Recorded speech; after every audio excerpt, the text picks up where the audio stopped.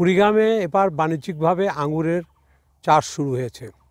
তো কৃষি বিভাগ সূত্র জানিয়েছেন যে জেলায় এবার 4 হেক্টর জমিতে আঙুরের চাষ হয়েছে। তবে সবচেয়ে বড় যে আঙুরের যে খামার বলা চলায় সেটি হলো কুড়িগ্রাম সদর উপজেলার বেলগাছা ইউনিয়নের হরিরাম গ্রামে।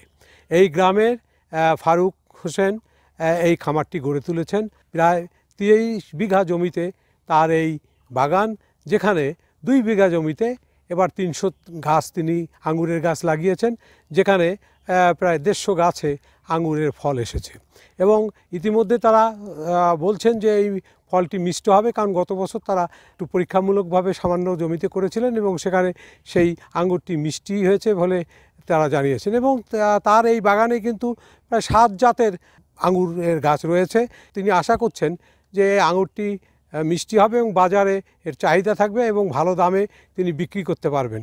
তিনি জানিয়েছেন 2018 সালে এই খামারটি গড়ে তোলেন।